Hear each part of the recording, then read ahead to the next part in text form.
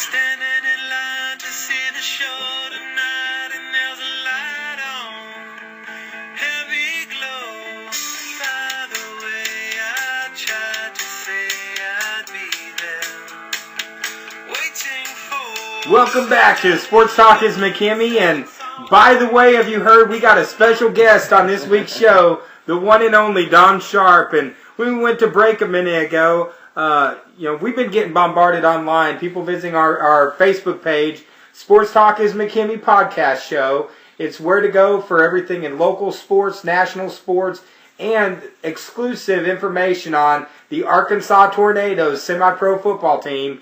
And we've been getting bombarded with private messages, people asking, hey, can we go ahead and ask a question on the show? So I want to throw this one out. This was from Cardinal Fan 87 that wants to know, Mr. Sharp, what has changed in high school sports over the last 40 years?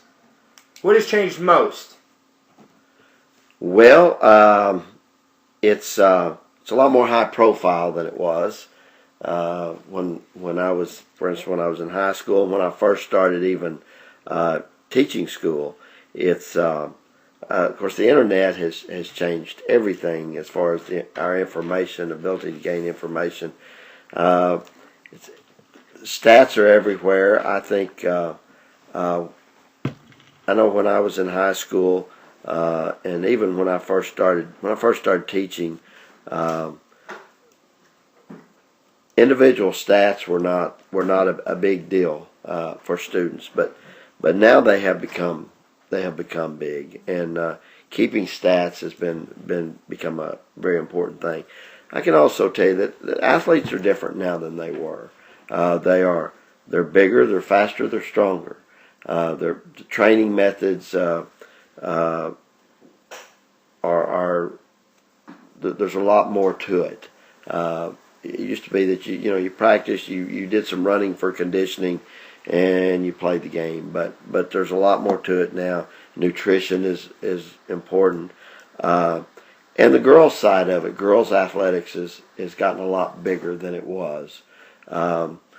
When years ago, I can remember when there were high schools in the state that didn't even have girls' basketball teams. My first teaching job was at Morrilton, and when I got there, we didn't have a girls' basketball program at Morrilton High School, and you're talking I don't know what they are now. I guess a 5A school probably, and they started their girls' basketball program while I was teaching there. I remember when I was in high school at Evening Shade in Cave City didn't have a girls' program for a while, and it wasn't that there weren't enough girls interested in playing. It's just that they chose not to have one. And now you wouldn't do that. That'd be a Title IX issue for one thing, and it's just something you wouldn't do. You wouldn't want to exclude the girls' athletic programs. So that's become a lot more high profile. It seems to be that there's just a lot more focus, a lot more attention on athletics. I love athletics, but sometimes I think we've gone a little bit overboard with the amount of how much it takes away from the other things that school is about. I think it also is good in that it pulls schools together, it pulls communities together. But along that same line, years ago you wouldn't have seen a student transfer to another school. They wouldn't have had any idea that they could even stand to put on another school's uniform. That school down the road was their rival.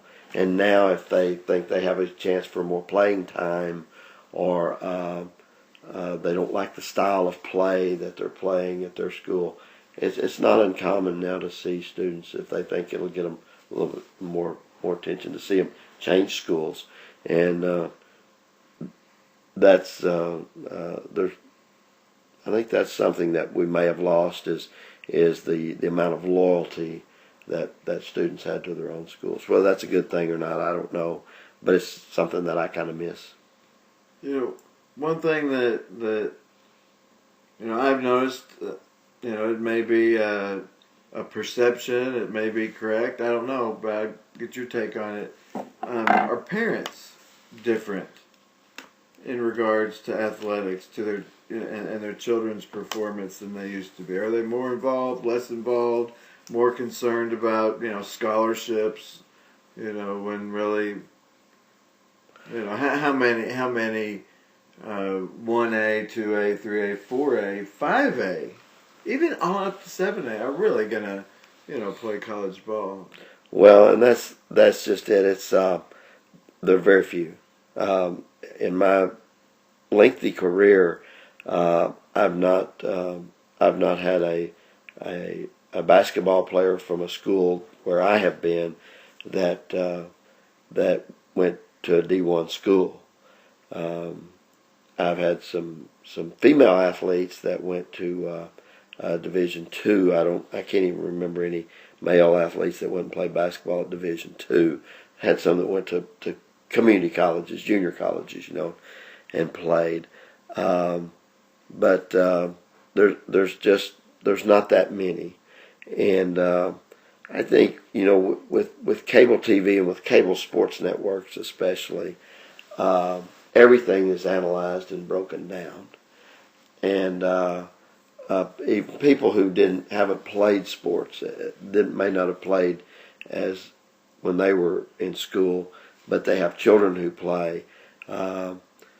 They watch these talking heads on Sports Center and various sports shows, and they've all got these breakdowns and analysis, and a lot of those guys, they don't know what they're talking about either. They're just entertainers. I think he's talking about us, Mike. No, really, I'm not talking about you. I'm talking about people like, well, for instance, Skip Bayless. Skip Bayless. He's become this expert, and if you really listen to him, you find out he knows a lot of things he talks about. He doesn't really know what he's talking about. He averaged 1.8 points a game in high school. Well, there you go. There you go. And I think I may have even averaged higher than him. And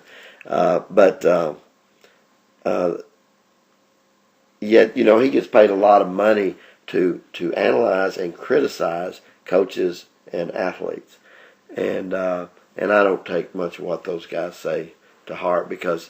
But I think a lot of people do, and I think a lot of people really become critics of their own team style of play, their own coaches, the other players on the team, and that sort of thing. And again, back to what I said about stats before, I think there's way too much stat keeping in high school athletics. Well, and we've been talking about high school athletics. Well, you've seen 4,000 or 5,000 games, so I'll just throw this out.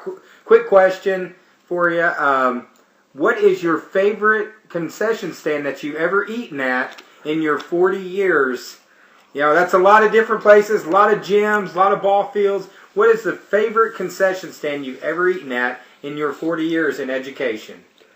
I have eaten at a lot of concession stands, and I've been very disappointed in some that I've been to. For instance, Cabot, which great school system, 7A school, have outstanding athletic programs. I went to a basketball game down there this year. Their concession stand was a total disappointment for me, and their superintendent down there, Dr. Thurman, is a good friend of mine. And the next time I have a chance to talk to him about it, I'm going to tell him I can give him some pointers on how to upgrade his concession stand. But that was a disappointment. I don't know about a favorite concession stand. I've had different concession stands that they would have something that I like. My favorite concession stand food of all time, though, I think is I'm going to be loyal. I said something a little bit ago about people not being loyal. Our grilled burgers here at the Cotter concession stand. It's hard for me to walk by there without getting one of those burgers. And I love a good cheeseburger, and we have good cheeseburgers at the Cotter Warrior concession stand, and I would say that's my favorite. You know what else they have at Cotter concession stand? Yes, sir. They have Kit Kats. They do. Yeah. We had a lobbying effort to get those there, but It took a while, but It- the administration finally came through. They did, and I appreciate that. Yeah, I knew you would. Well, I'll tell you right now, somewhere Stuart Stumbaugh, you know he's going to tune into this. Stuart Stumbaugh somewhere is smiling right now, hearing that compliment. Of course, the Cotter Concession Stand, one of the best in the state. And our producer's telling us we got to go to break, and we're actually starting to come near the end of the show now. So we'll be right back to finish up this momentous event here with the one and only Mr. Don Sharp.